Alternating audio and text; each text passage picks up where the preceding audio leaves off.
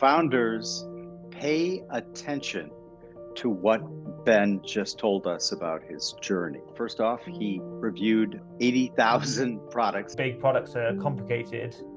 They'll have to start stripping that back to be an interface where you can just get into the product straight away. We believe that we are going into a completely different way of doing business in many industries. It's just people are reluctant to accept change, and it's an uncertain change. Marshall McLuhan said that any new innovation tends to copy the way what it's replacing used to be done. Does there need to be this big bulky product, or can there just be a sort of text input interface and then stuff happens on the back end? The ability to do something truly new is a challenge. And I always made it my job to ask the stupid questions first.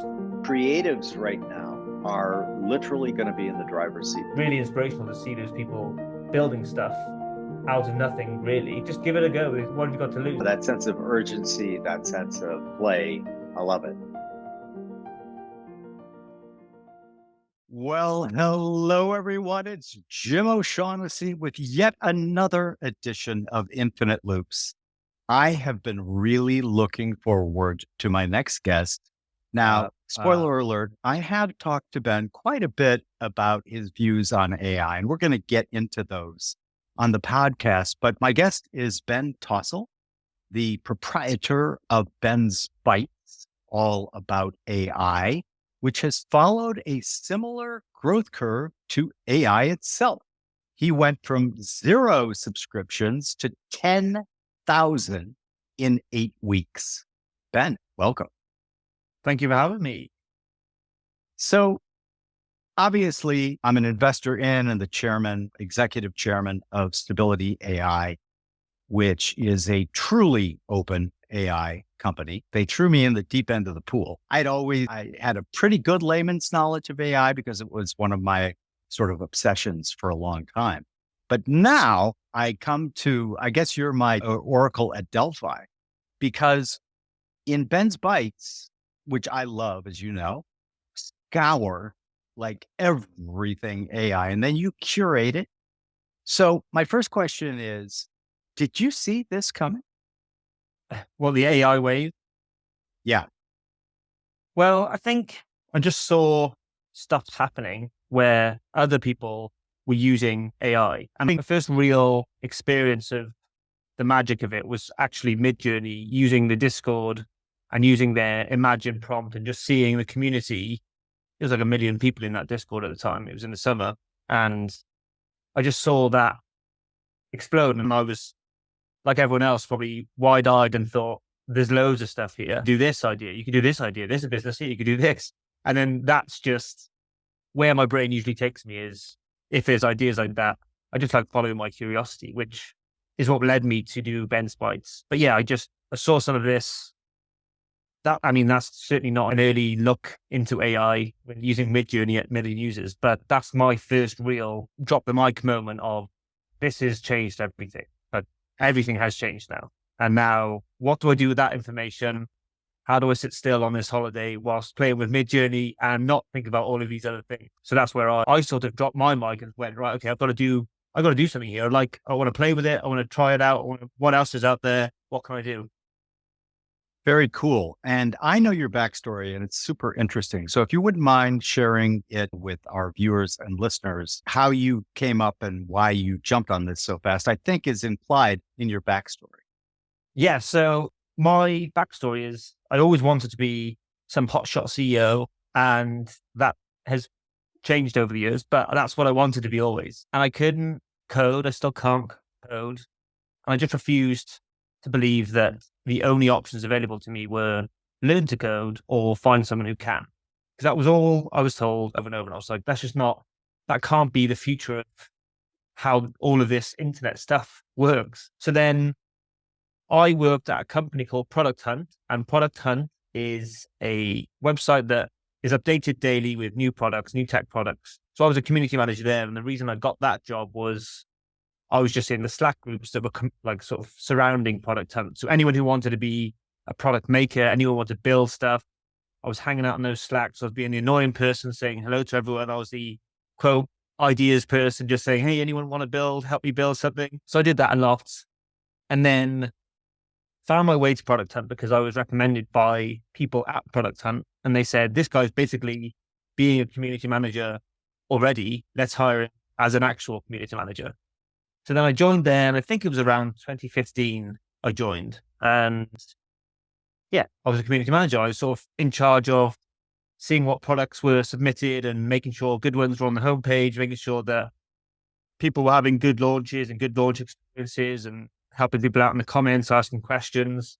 And I always made it my job to ask the stupid questions first, because I always felt that it was really it was off-putting if you went to a product that you liked and there was lots of technical speak. And I was like, oh, I don't know how to ask what language this is built on and all of that stuff. So I would just ask, that's a really cool color palette. Like, where did you design that? And things like that. So I'd really try and get the conversation at a very low bar. So I was there for, I think, just over 2 years when Product was acquired by AngelList. And I was just sort of a victim of everyone around me. Like, I was helping everyone with their launches. Everyone was building stuff.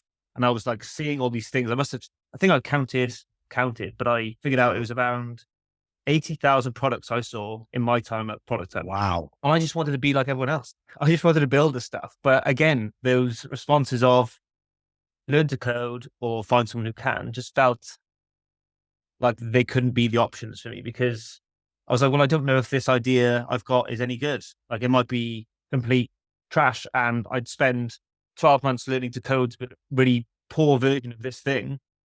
I want to just get something up, launch it, see if people use it. If they don't, close it and move on. So Product Hunt, luckily, I saw companies like Webflow, Zapier, Typeform, all of these kind of companies. I thought, well, I can actually build a site on this platform. I can tie it together with Zapier into this platform. I can make it look and feel like a real product. So that's what I started doing. I started doing that a lot. And I think I launched 50 plus side projects, we'll call them. I don't know if you can call them that if they didn't make any money, but that's what I was doing. I was just building stuff more for the fun of the process of, can I come up with an idea, build something and launch it in a weekend, in a day, in half an hour. I actually got to the stage where I think I did one, which was 12 startups in 24 hours or something. I tried to do something, really push it out. So that's what I was doing. I was doing a lot of that, and people were noticing that I was doing that and not paying for any of my projects, but they were always asking me, how are you doing that? How did you manage to build? One of my big ones was an Airbnb clone, essentially. I built it without code, and that really took off on Twitter, and everyone's like, how on earth did you do that? So that's where I sort of shifted my focus to, I can just teach people how to do this stuff. So I started then looking at, okay, I can record my screen. I can come up with these wacky ideas. I can build stuff, just record my screen, talk my way through it. And then I can sell access to those videos, essentially. And that became Makerpad, which I started in January 2019 as a side project that actually made money that time. And that was the difference, actually, with all of my projects. I didn't have to push that or force that onto anyone. That just came quite naturally, and people were just signing up. I didn't have to promote it over and over again. So that was a real sort of aha moment for me in my product building career. It was, you've got to find something that gains momentum without you having to really force it. I think we've seen loads of examples of that with AI, which we can get onto. So yeah, Makerpad started January 2019. In the September, I raised a small amount of funding. And then in March 2021, we were acquired by Zapier. So Zapier is where I currently work, and I'm launching this newsletter. It's on a little side project that is just really fun for me. Like, I just saw from that summer, all of these projects launched. There's so many things to talk about, so many posts being made, opinion pieces, podcasts, everything. So I thought, well, I don't really want to think about building another company. I don't really want to think about people having to go and start a new ritual and have to go to a website and do that every day. And you have to get content to get them to a website and all of that stuff. And I was like, what's a good, easy format that I can just sort of curate a few things like I had been doing forever, really. So that's where Ben's Bites came from. I just thought, well, I'll try it for 30 days. I'll see it, see if there's any sort of interest in it. And the first two posts actually were more long form writing. So I basically stole the playbook from Milk Road, which is a crypto newsletter that's just been acquired actually. And they do a really good job of making light-hearted stories around what's actually happening in crypto. But mine was going to be in AI. So I started writing long emails and I hated it and I was terrible at it. It was just not, it didn't feel right. And I knew I couldn't keep it up. So on the third day, I switched to more curated news, simple headlines, links, and then I can add my commentary in and around those pieces. And then from there, it's really taken off. And yeah, we're now at 13,500 subscribers. So yeah, it's been like, I actually have people reaching out saying, I adore your newsletter. I love it. It's helping me do this. It's helping me do that. And people are finding hundreds and thousands of customers and users for their products from doing it. So that's sort of where we are now. And it's a bit of a longer winded story than I was anticipating. But yeah, that's the whole story now. So what I love about that, Ben, is founders pay attention to what Ben just told us about his journey. It is filled with excellent examples of how you might want to approach some new thing that you're really interested in, but you haven't figured it out quite yet. So what did Ben do? Well, first off, he reviewed 80,000 products. I'm going to ask you in a minute about what your win rate on was. This one's going to win, this one's going to lose. But you watched the process. And David Bohm, the quantum physicist, said, if you really want to learn a subject cold, write a book about it. And this is kind of that version of that, it sounds like to me, because what I love is your openness to, I don't have to have a fancy deck with a TAM, a total addressable market. I'm just going to keep doing things until the market tells me, oh, this one's a winner.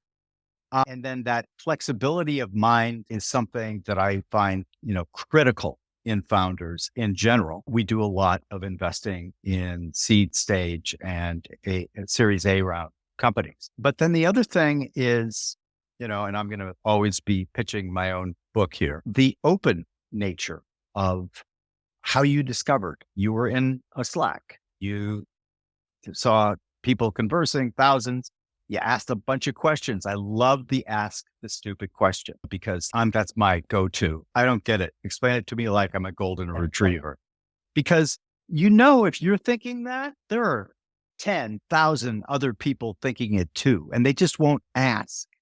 And so just, next up, you're going to be telling me that you're going to be doing like a step-by-step how to actually become an entrepreneur. But so I applaud everything, and letting the market come to you is really interesting. It's a super strong signal. We are looking at investing in a seed stage as the lead investor right now. And it has all of those characteristics. In other words, the market is clearly in love with this platform. Their waiting list is 500, and they're being very diligent and very systematic about the way they're bringing people on and learning people they bring on. So, boy, that's a great list for founders and for investors to think about. On Product Hunt, I'm fascinated by these things. So 80,000, wow. Did you keep score of which ones you thought were going to be big and which ones turned out to be big versus those that you were wrong about? I'm not sure actually on too many winners. I'm not sure I really thought about it like that, but there was always, I sort of had a name for myself in the end that I was always going to, if you were launching a new weather app, I would always be the first one to say, why on earth have you done another weather app? Or why on earth was it another dating app? So it sort of became a meme of itself then. But I know that of the products that I tried and used and actually still use to this day, there's one called Card, which is CARRD.co. That's a really simple one-page website builder that I use for almost anything to just spin up a quick page and get something zipped through into Zapier, zipped through into Typeform, anything like that. That really came out. And I think loads of people loved that straight away. And then the founder was a bootstrap founder for a long time and raised a small amount of money, maybe 2 years ago now. But I saw that and thought it was just so simple and really up my street with, I'd have to learn to code and I can do all that stuff. There's a few moments where there was products like Meerkat, which was like I think it was just before Periscope, is when all the live video, and I was like, I don't get this. I'm not sure. It's not my format. And there's lots of things like that where I'm sure, actually, this would be a good exercise for me, I think, is go back and look at any comments that I had made that said, oh, I think this is amazing. And I'll see how wrong I was there. But yeah, there's just so much. And I think there's such a broad range of things from big companies like Google. We'd help them with launches, or there's like lots of YC founders and their companies coming out. There really was like, yeah, all those years ago, out of all those products, I can't really remember many other than the ones I still use today. So I love that as a heuristic for like looking further, right? So if you find a product that is just so slick that you yourself use it continually, I always like to think, if I like this, there's probably going to be a huge number of other people who are going to like it too. I also love your idea that I definitely support, is that the products that catch on, and I'm going to shift over to AI a bit, are the ones that don't require like coding ability, that are incredibly easy to use, right? And you're seeing more and more of that. We're working to that end diligently at Stability AI for our consumer facing side, the sort of foundational models as a service, which is where we hope to gain a lot of traction. That's a different beast entirely. But it does seem to me that the ease of use factor, the usefulness factor is very high. Again, you probably, because you scour I love your newsletter, as you know, that's why I wanted to meet you. And so of all of the stuff since you've been writing the letter, what grabbed you the most? And then I want to talk a bit about AI adoption and your thoughts on that. But of all of these longtime subscribers, so I know what's in there. You're a great curator, by the way. Which ones are you like, okay, this is really something?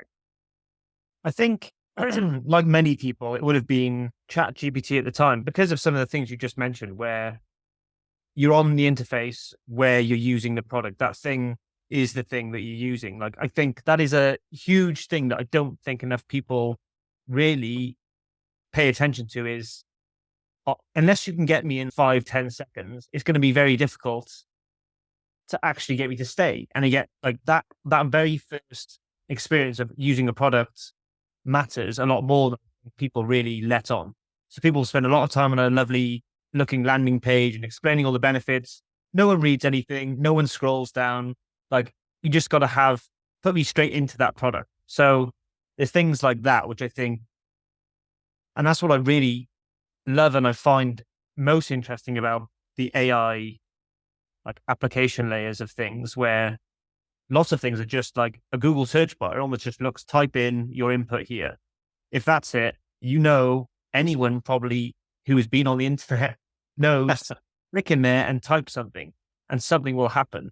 And I think a lot of these AI products, why they're so great and easy to grasp, because you don't need to tell you, like, I don't need to go and set up a bunch of things in the back end before I actually get into using the product.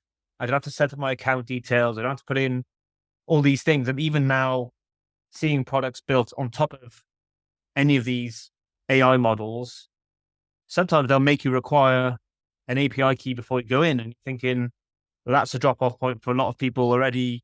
You're going to struggle there, and just let me use the thing, and maybe I test it out and it doesn't work, or there's some like test stuff. And I think AI Avatar, that wave, Peak the Levels did a really good job of that, because he was building in public, and then as soon as you went onto the site, you just saw there's pictures of people in different versions.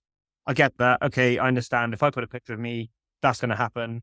It's almost like an input form. Okay, I'll just fill in the form. Everything seems to be that kind of experience. And I think that we're just going to get more and more of that. I think when lots of these big products are complicated, they'll have to start stripping that back to be an interface where you can just get into the product straight away.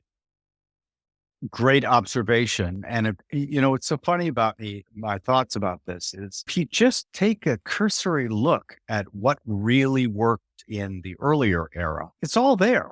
I mean, I'm holding up an iPhone for our listeners. One of the reasons why this took off was because it was just so damn easy to use. I still remember I got one of the first iPhones, right? And habit made me look for the directions, right? And I'm like, they sent me a flawed thing here because I don't have the user's manual. And then you just boom. In those days, it was a button.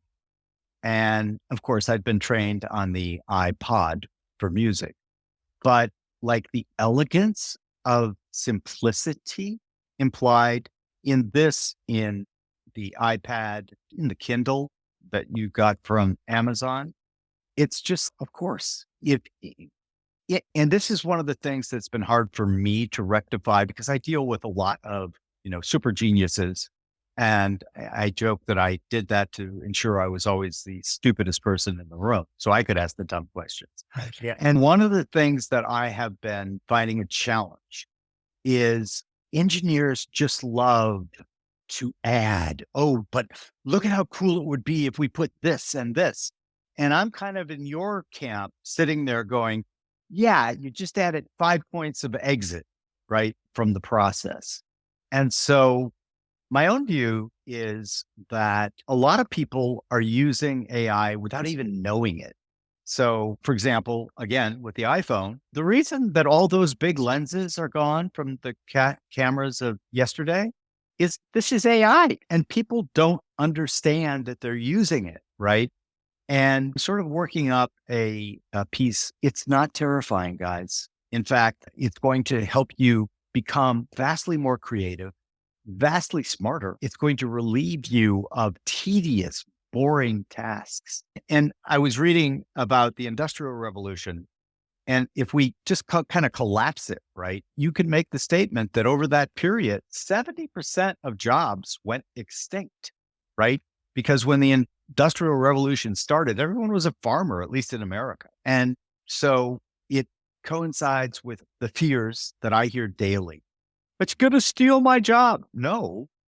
If it does steal your job, you didn't like that job anyway.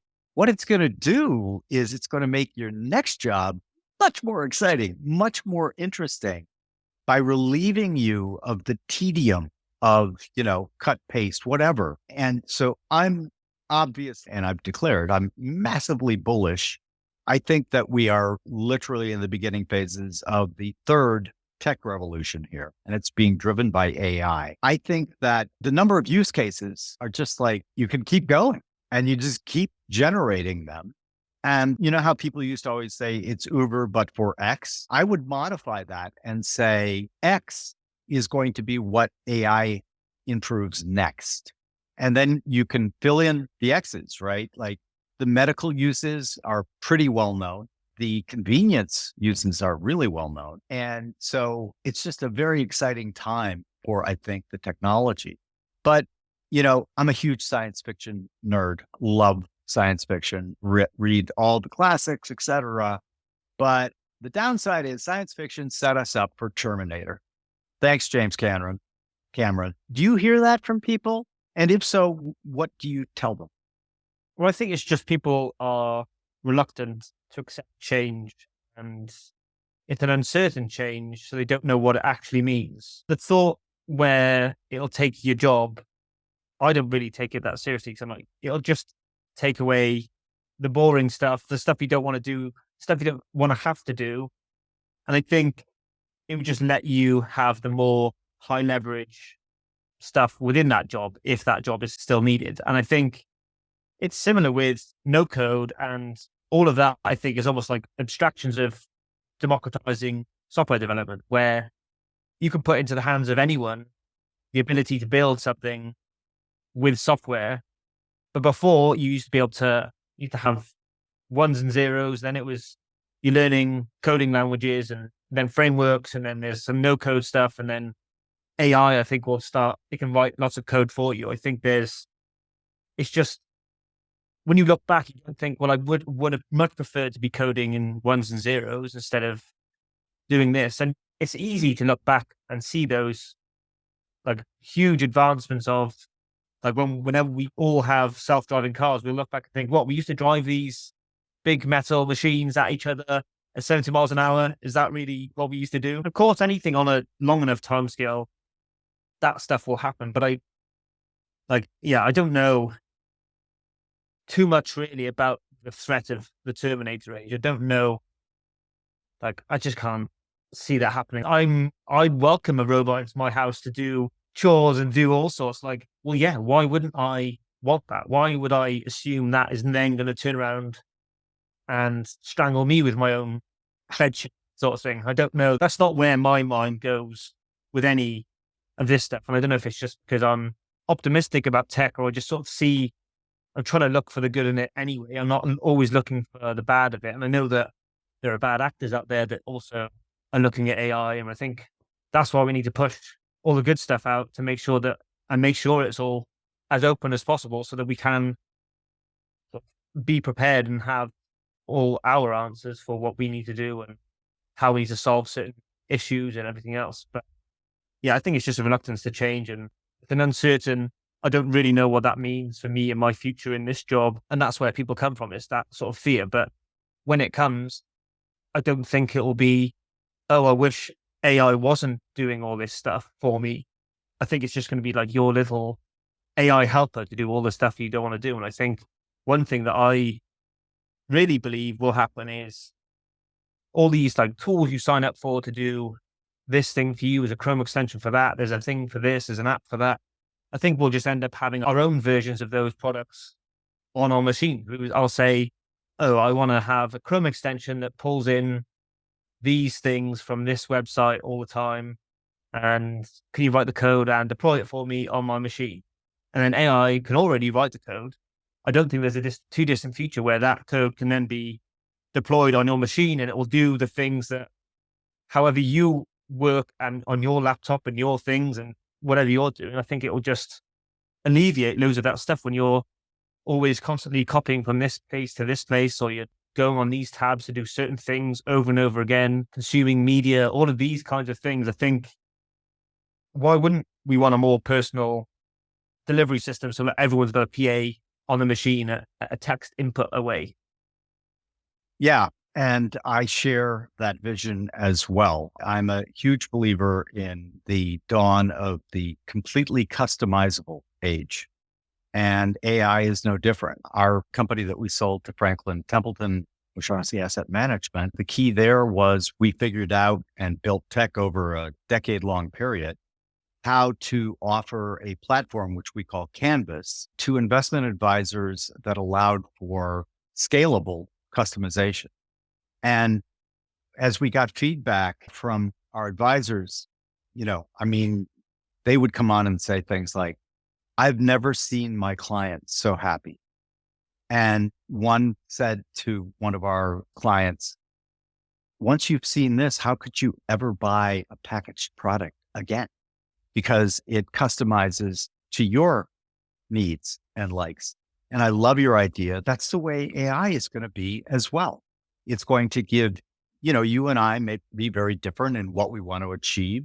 So our desktops will look very different. And I think that's another one of the things that I just find incredible and very useful tool for humans to kind of join the exponential age, as it were, without a lot of fuss and bother, right? And I love it because it complies with complex adaptive systems, with AI certainly is.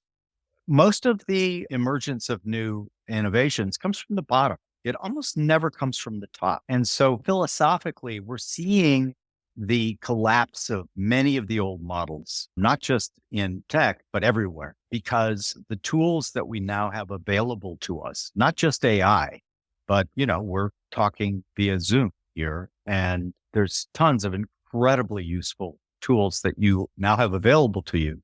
So I kind of think that geography, time, space, they've all collapsed.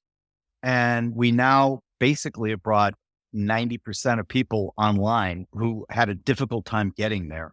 And now they're finding all these tools and they're creative. But it also brings me to, I want to hear about your hackathon, which O'Shaughnessy Ventures sponsored along with you and several others. Were you astounded by some of the stuff that they came up with? Yes, I was. Some of the stuff just looks so, look, it could be a $50 million funded company. That's the sort of like level. And that's the stuff that I love to see, is that it doesn't need, like, the requirement for having investment is not because you have to make this product look and work in this wonderful way, because you can do that with one person sat at home for a week with just a bit of motivation for a hackathon, for example. So there's been a few things there that the voting still live as we are recording now. So that'll be closing soon. And then we'll be sending out the shortlist of projects. And there's things like YouTube summaries. So sort of some of these AI systems haven't been very good at actually pulling in all of the video information and then being able to summarize that properly. And there's someone in the community who's also hosted meetups and stuff with other Ben Spites readers. He built that, and he's constantly building cool stuff. That's, I think, what AI is enabling. Is often it's like the software magic itself. It's just, you've got to become the conductor of that orchestra and figure out how you can pull those pieces together and then actually have something really beautiful and musical come out of it. But there's been teams of solo people building stuff, and then there's larger teams building all sorts of stuff. I think there's 75 projects submitted. So it's been really great to just see all of these people come together and building stuff, sharing with each other, teaming up, sharing ideas, and then just saying, oh, how about this? Maybe we should add this. It's just like a collaborative, I don't know, some sort of big studio of people, just everyone in there is like an artist, like all creating these things and sort of vibing off each other on what you've done and what they've done, and bringing that inspiration together. So I'd love to do more of these. I really would. I think they're sort of just really inspirational to see those people building stuff out of nothing, really. They just sort of think, this is a decent enough motivation. I think that's what it takes. Sometimes is you need a bit of a kick at the backside to just do something. Just give it a go. What have you got to lose? And it's just, you learn something, you learn how to do something maybe different than you did before. So yeah, there's loads of stuff in it that's cool. And, we formed O'Shaughnessy Ventures to take advantage of this very phenomenon. We believe that we are going into a completely different way of doing business in many industries, and not, by the way, just fueled by AI, but fueled by our ability to work collaboratively. And also another reason why, to me at least, it's obvious that open is always going to be closed, because open invites everyone. It doesn't exclude. It doesn't say, yeah, no, you're not up to snuff. Where is your certificate from coding camp, right? It just says, come on, let's give it a try. And so a lot of people are like afraid of that, because it's very different than what we're used to. A lot of people are used to, like, I work, 9 to 5 and I do what the boss says. And I believe that era actually ended a while ago, but it took kind of the pandemic to accelerate those trends, like working from home, for example, or working from anywhere. When you're looking, I'm in Manhattan right now, and if you drive up 6th Avenue into Midtown, it's a ghost town, because all of those buildings were office buildings. And now I do think that they'll end up being put to much better and more interesting uses. But I could see all sorts of collaborative labs taking up that space at a fraction of the cost that the old fancy corporations did. And so it's kind of like, to me, like, finally, finally we're treating people like human beings and, not as chattel to some corporation. And I'm just incredibly happy about it, because that's how change happens, right? It almost never, the classic example would be the old Soviet Union's 5-year plan. It was all a joke. Everyone knew it was a joke. And like, they would put up fake numbers if they didn't reach their 5-year plan.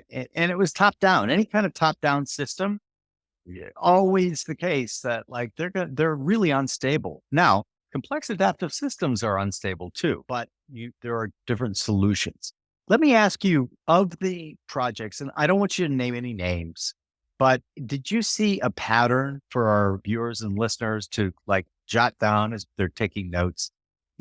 A pattern of, the really great entries all had X, Y, and Z, whereas the ones there, yeah, not so great, all had kind of these problems. Well, there's a balance of originality and usefulness that you can almost, they're like the two knobs you can tweak, I think. The ones I've seen that I think are really impressive more often are on the unique side. Like I haven't seen that use case of AI being put to work there before because I'm seeing lots of stuff. I see lots of Jasper like products or a writing tool for using AI or a sort of image generation, AI avatar, all of those things that you see a lot of the same thing. And I think if you're going to try and build something there, there's a very slim chance of what you've got as an opening and building a better product, a better experience, having a data moat, all of those things you've got to really try and do to actually carve out your own space there. Otherwise, you're just a fast follower. And I found out in AI that the fast followers are so much faster than they were before AI. You think of the startup launch, it could have probably another copy of that in 6 months. But I've literally seen companies that, well, products that have launched the next day, there's the exact same clone of it, just called something else. And that is happening a lot. And then there's things like YouTube summaries, for example. Like I know it's a use case that I've tried to solve for, and some of the products I've used can only summarize the first 5 minutes, which is not actually useful to actually look at a whole YouTube video. So it's either you are solving an actual problem that people are like, well, I don't know how to train a model. What is training a model? How do I do this? And there's one which is like a no-code model builder, which you upload a CSV and it has a column that has like the prompts, and then you have a column which has the answers that you want to give it as examples, and then you can run your own queries against your own data set. And that's such a straightforward way to look at it. It's a CSV, it's just an Excel spreadsheet, a Google Sheet. You put in some data that you want fed into your machine, and then you upload it, and that's it. Because before you try and look at some of these more technical sites and you're thinking, well, I'm definitely thinking, how do I train a model? What am I actually putting in, and where am I putting that? And what does that look like for me to actually put that data somewhere? If I had a company with 1,000 support emails with the question that they've asked and somewhere where someone has solved that problem, you could dump that quite easily. You could probably use something like Zapier to move all that data into a CSV, format it quite nicely, upload that model, and you can train your own AI support chatbot on top of that model. Like all of these things, again, are becoming more and more accessible for anyone without the technical ability to do those things previously. So I think, yeah, originality, it's difficult to do something that someone else has already done, especially if they've got there first and they've really gained the market share. I think the AI avatars example is just the perfect example of that. I think I don't know how many there are now. There's so many. I've stopped including them because I'm just like, well, every day I'll just end up talking about another one. So yeah, I think we've really got to look at, instead of what you were saying is like the Uber for X type of thing, there's lots of like, how do we rethink companies or successful companies? How do you rethink some of those things with an AI first approach? How do you actually look at what that means? Does there need to be this big bulky product, or can there just be a sort of text input interface and then stuff happens on the back end? Like, how can we really rethink some of these companies and tools that we use quite often? I'm sure there's a bunch of different things that will come out that we'll think, oh yeah, that is so obvious. How did I not even think of that? And that will happen time and time again, I'm sure. Yeah. McLuhan said that any new innovation tends to copy the way what it's replacing used to be done. So the example he gives is when we invented movies, the first movies were shot, basically, they shot them like a play because that's what they knew. They knew, oh, I want to watch people acting, and I guess I go to plays, so we'll just put the camera on and film that play. And then, of course, all of the additional use cases emerge again, because a bunch of very clever people are like, what if we did this? And so the thing that I think is kind of like that makes it easier for people to adopt more quickly because they see what they knew And then they're like, well, I don't know. That's kind of boring. But then out come the silent films. And we all know the history of Hollywood and how it kind of took over the world and all of that. I also agree that the ability to do something truly new is a challenge. And one of the things that I always look for when I'm looking at the various decks, which are now coming in avalanche form, is does this solve people's pain points, right? You mentioned the avatar lens is knocking it out of the park. They use stable diffusion. So I'm very pleased with that. And again, guys, I'm always going to be talking my book when it comes to both OpenAI and stable diffusion in particular. But the thing that I wonder about those kinds of apps, I think they're super cool. I've used them because they're easy, right? And I sent them to friends because they're easy and I knew that they would get a kick out of it. But how long is Lenza without pivoting, right? How long are our avatar apps, no matter how good they are, how long are they going to last? Do you have any recommendations for I don't know whether you do this or not. I didn't ask you actually when we had our chat before recording. Do you get inquiries quite a bit from startups that are saying, hey, help us out here. What do you think of this? What do you think of that? Every day. Yeah, I get lots of that. I get lots of people saying, oh, we're thinking of doing this, or love your feedback on that. And as much as I want to be able to do that all the time, I think part of my sort of job at doing this newsletter is just to almost give an impartial view and not really push something too much and say, I don't know how to build a really successful AI company. Like, I've gotten into this space because I'm just curious and I'm willing to do some work that most people aren't. And I think the same was true for Makerpad. It's not because I was a better entrepreneur or better equipped or anything to do that specific thing. And I think what you talked on earlier, it's like I'm quite self-aware of the fact that I'm not a hotshot CEO. I didn't actually become that. And I realized whilst in that sort of journey that I didn't want to do that. I wanted to do building scrappy stuff, being like leaning into that really like that kind of founder. So I don't want to really give people an opinion on, oh, I think you should do this as a business strategy. And when I was at Product Hunt, I used to fall into this trap and try and think that I was some sort of like startup advisor when I was not. And I've got definitely some ideas around the product experience and, oh, this would be a really good feature and things like that, which I can always do that. But people have to figure these things out themselves. They have to put it in the hands of users without asking them. Like, people will tell you if they hate something. They definitely will tell you if they hate something. And they will definitely tell you if they love something. And if they don't say either, you've not done anything like wild enough or good enough to elicit any of those responses. So I think there needs to be a rethink of that approach. I think if you have to go around asking for lots of feedback, and if you're willing to just take my feedback and change your product from one thing that I've seen, that's also probably the wrong way to do it. So I wouldn't advise anyone to do that, but please keep sending me stuff because I need to fill out the newsletter and I love seeing everything. But yeah. And I think that curation is going to be like a hell of an occupation going forward. It's already happening now. And I don't see any kind of trend that would disrupt it. In other words, like everyone laments, oh, they don't build things like they used to and blah, blah, blah, without thinking about the fact that, well, no, but the things we're building right now are so much cooler. And the fact that we are being bombarded by information, ideas, etc., to the point where we get way over our Shannon limit and like just throw up our hands. There's just too much. And in comes the curator, right? And the curation is a skill because you have to have taste.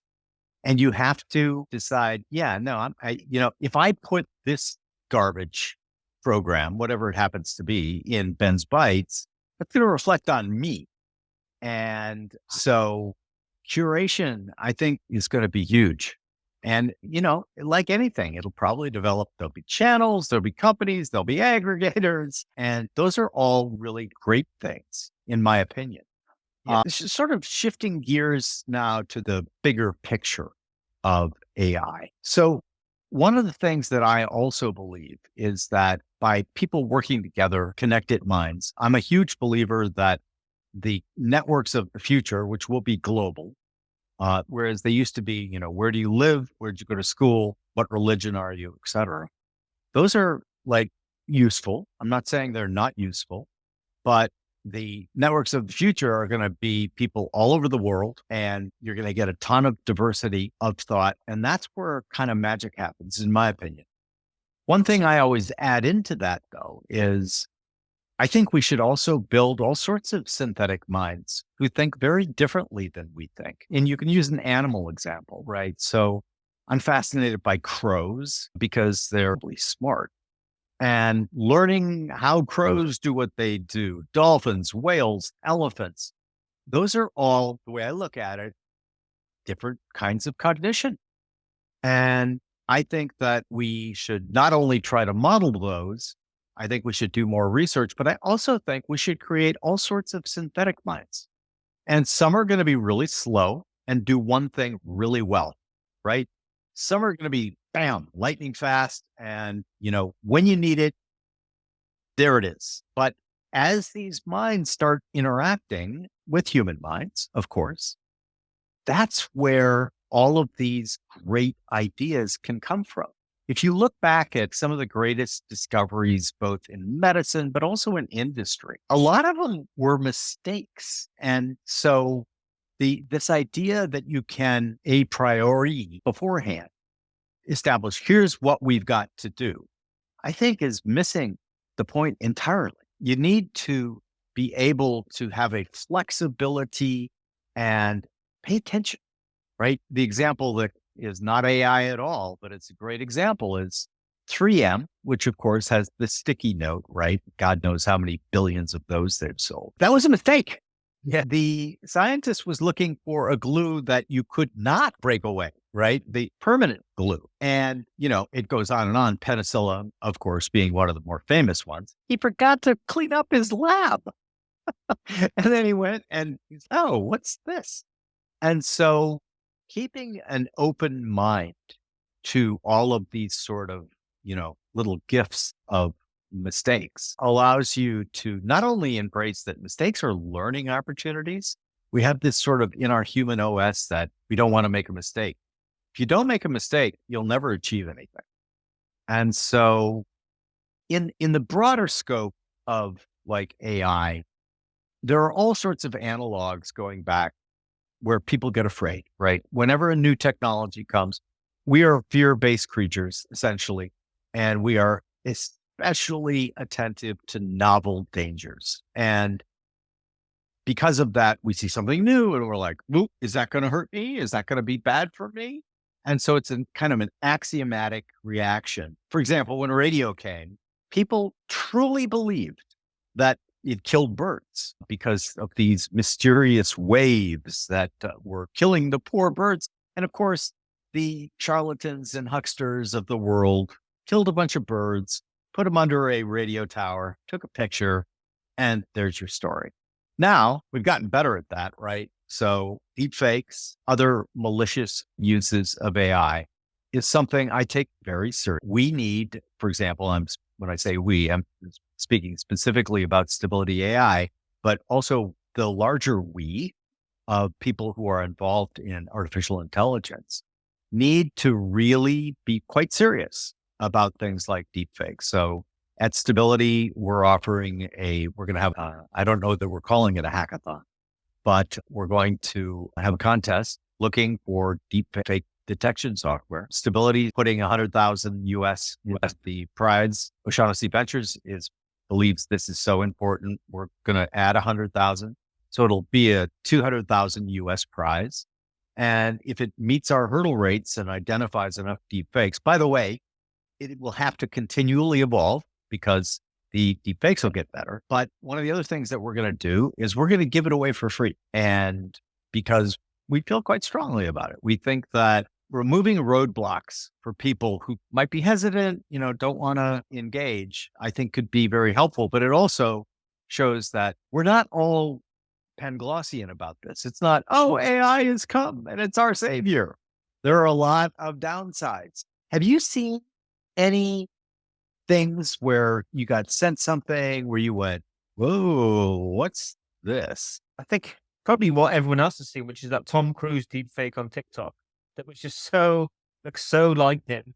I was like, it does take you a little while to realize that it is not real. But what was interesting about your last point is think of how many times we do something just because that's how our parents do it, our friends do it, or that's just what Right. we're sort of told. If we look at, and I think it's sort of like a compliance thing.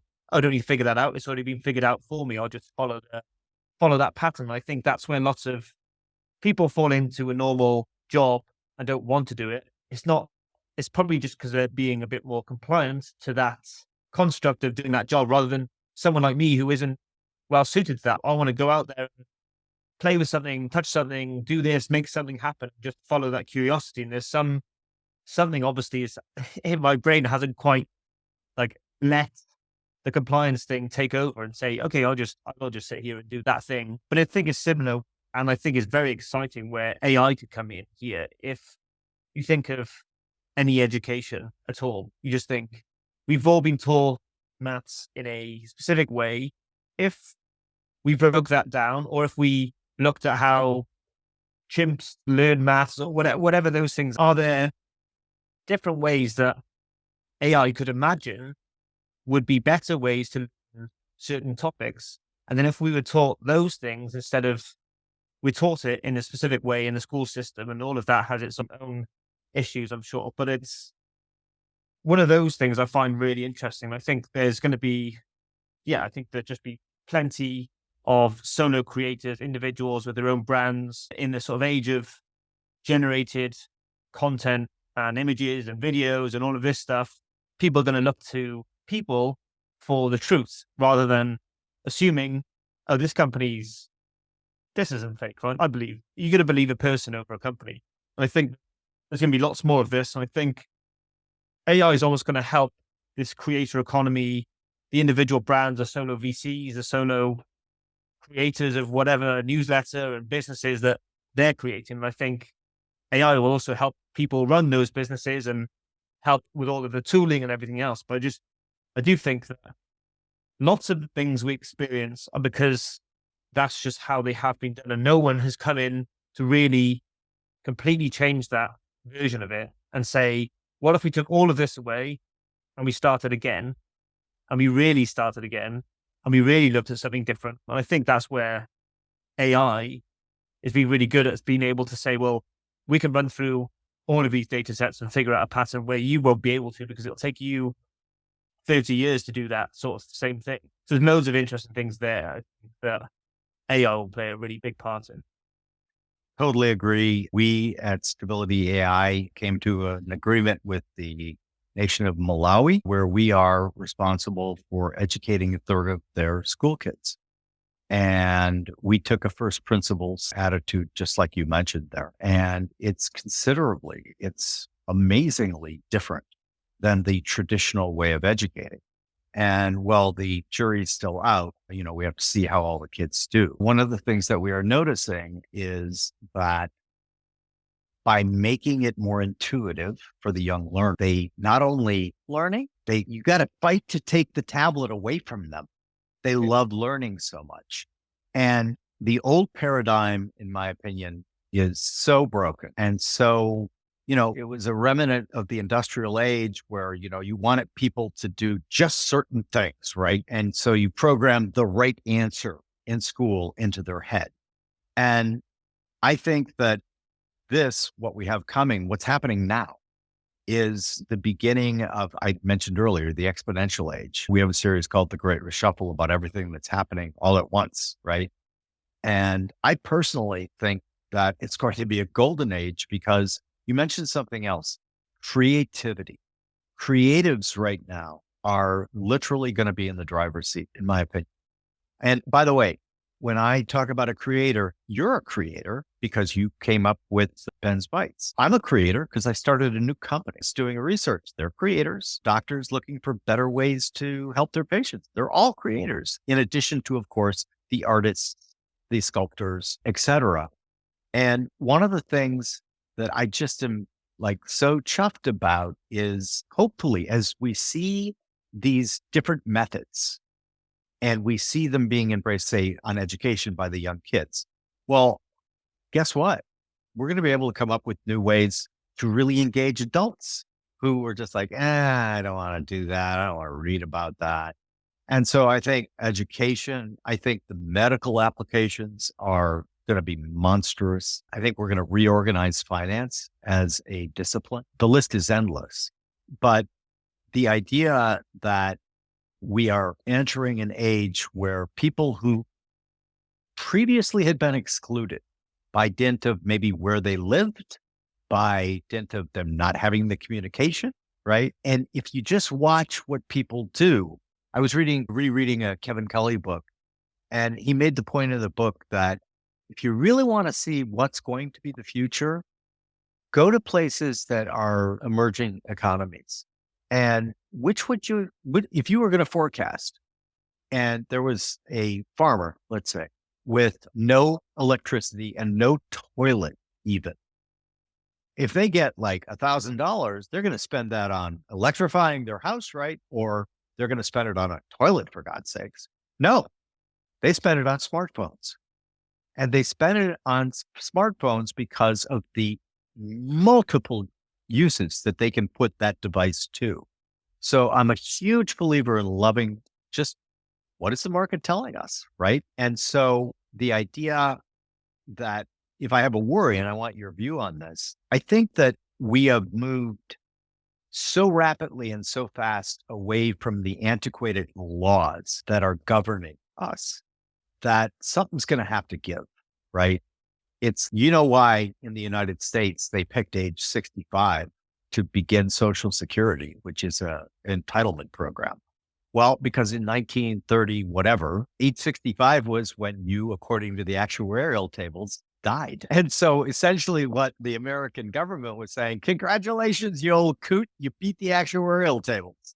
And yet we still see these systems with their tentacles into the world of today. And so one of the things, I'm an investor in a venture capital firm that is specific to Bangladesh. It's called Anchorless Bangladesh. And when I'm looking at these entrepreneurs over there, what they're creating, like the systems are better than I have right here in the Metro New York area. And so I definitely think that there's gotta be some kind of showdown where the government realizes, we need to upgrade seriously. And if you doubt that, look at the old Eastern Bloc countries like Estonia, for example, and look at how much more advanced they are in taxation, in policy, in ownership, in LP, in everything, because they simply embrace the new. What do you think? I think it's a really tough job for someone to go and convince governments to do anything that the collective probably think is a good idea. But I mean, I feel similarly to you, it has to happen. It should happen.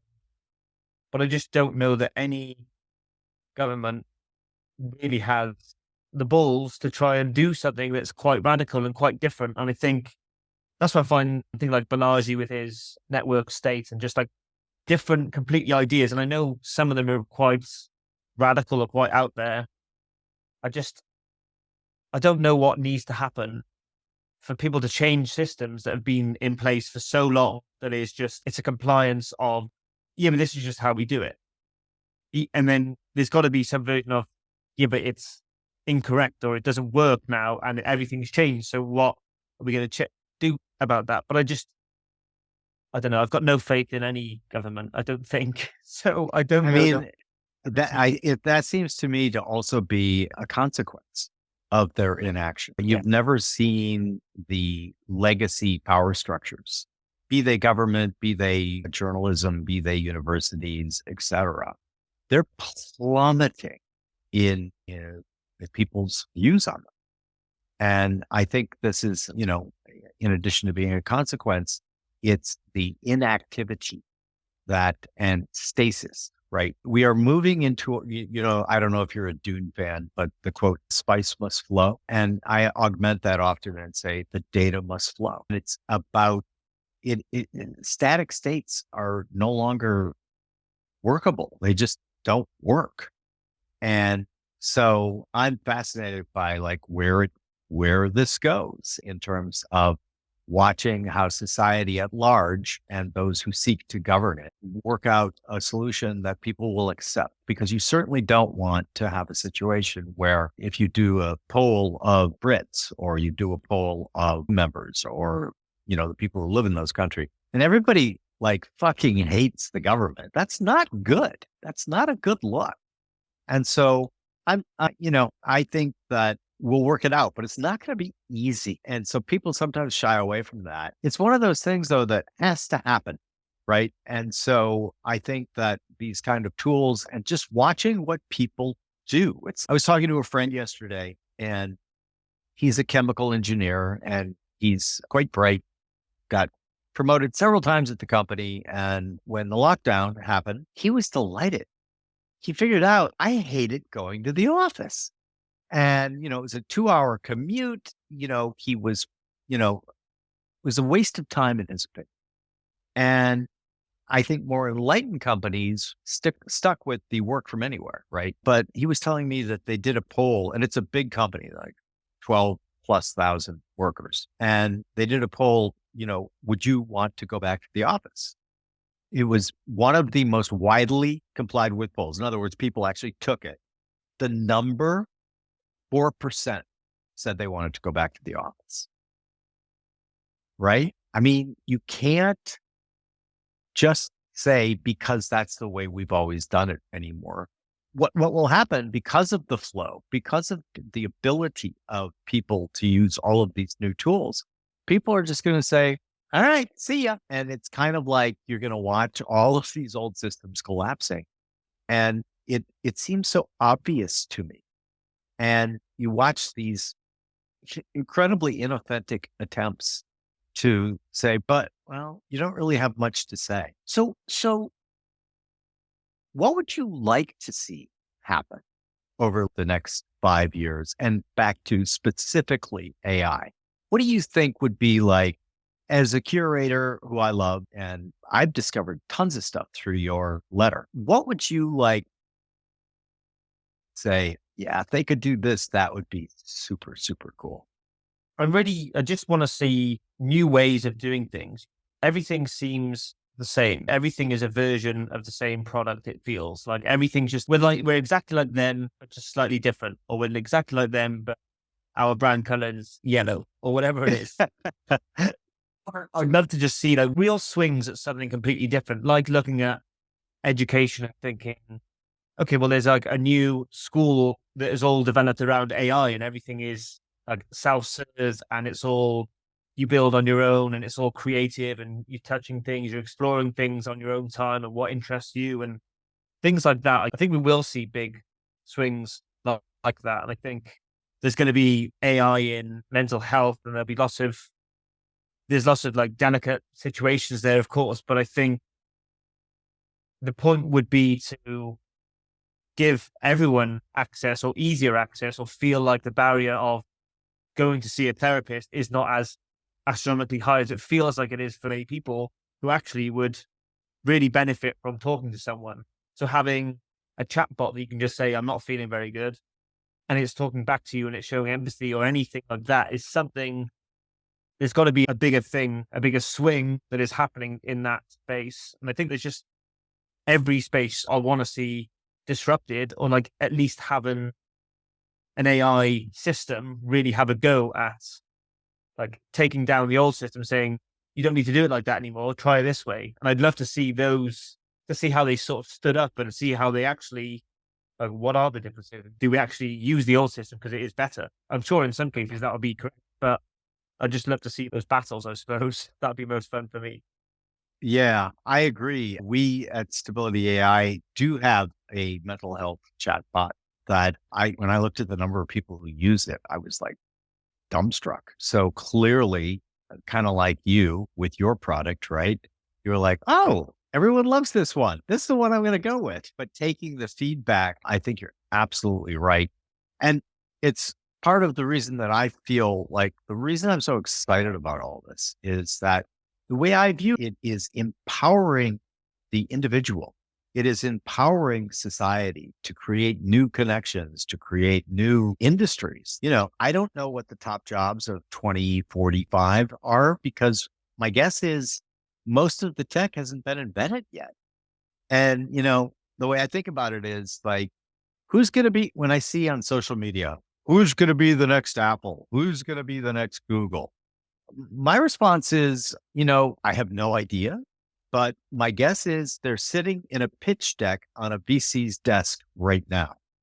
And that's why this is kind of like a Cambrian explosion of all of this stuff. And we're just like really lucky to be alive during this and being part of it. Right.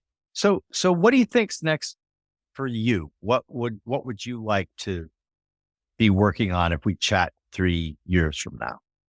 Oh, I've never been able to plan more than 3 weeks ahead. So who knows? All right, I'll change the question. Would you want to be working on anything different 3 weeks from now than you are right now? No, definitely not. So that's why not that what I'm doing is an extension of me. I just want to follow my curiosity and do something that provides someone else value. If I found it valuable to create all those things for myself, someone else might feel the same. So I don't like planning things. I think so much changes and AI could come and take my whole newsletter tomorrow, which is fine. I would sort of embrace that and say, I'm here for change. Next, let's move on to the next thing. And I like living that way and thinking if something comes along, I'll figure it out. But I really like what we're doing in the newsletter. Zapier, where I'm working now, has got lots of AI adjacent things. They've got the open AI integration and a few more integrations coming out that I think, again, helps more people build stuff with AI. And I just think it puts it into the hands of people that can really push it and see where we can take it. So as long as I'm playing around and like finding interesting things, whatever I'll be doing, that is where I'll enjoy my time.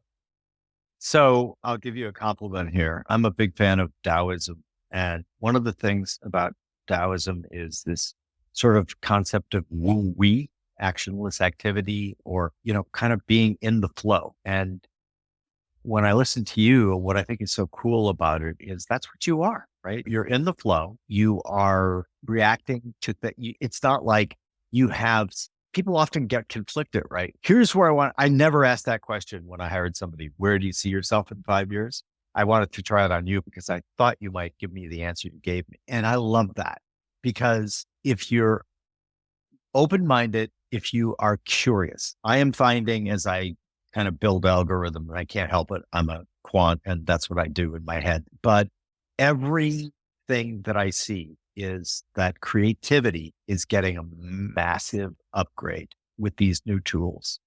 And not just creativity, curiosity. If you are a obsessive curious person like I am, like you are, boy, man, that is going to be such a huge, almost asymmetric opportunity in the new world that we're going in. And so I'm trying to figure out ways to how do you get people who are not naturally curious to be curious? Any thoughts on that? Yeah, I think AI will actually help a lot with this, where you look at all the people using ChatGPT, for example, and all the different use cases that came out of that. Yeah. So that sometimes I still would stare at a blank ChatGPT interface and be like, I don't know what question I want to answer. Ask it next. But you see all these other people, just all sorts of different things. And I think being able to poke through that and follow a reference down and do all of that, as long as it's in one, as long as not all the effort is on the person, you can easily follow something. I think that's where, and that's why a lot of these companies have social products or social interactions, is so you can see the most liked model on this platform. You can go play with that one. Oh, actually, let's just toggle some of these back and forth. But you need to play with stuff. And I think we just need people toying with these toys and projects and trying to play around with stuff. But it doesn't mean that you need to build them. And I don't think that everyone should be looking to build them. I think just being curious. And like I said before. I just want to be optimistic, because what's the point just sitting here looking at AI and going, oh, it's going to take everything away. What an awful future we've got. That's not really what's going to happen, is it? I may as well embrace what a new thing is happening, look at the positives and think, oh, that's really interesting. What if it was doing this? And asking follow-up questions. I think that's such a better place and a more interesting place to be in. Like, why wouldn't I want to be in that scenario, in that camp, rather than looking at it thinking, well, I don't want to take my job and my, like, doing my laundry and all of the rest of it. I think be optimistic about it. I think we are brothers from different mothers, because that's the way that I look at it. I guess I'm old enough to be your father, so I can't confirm or deny where I was. What year were you born? 99.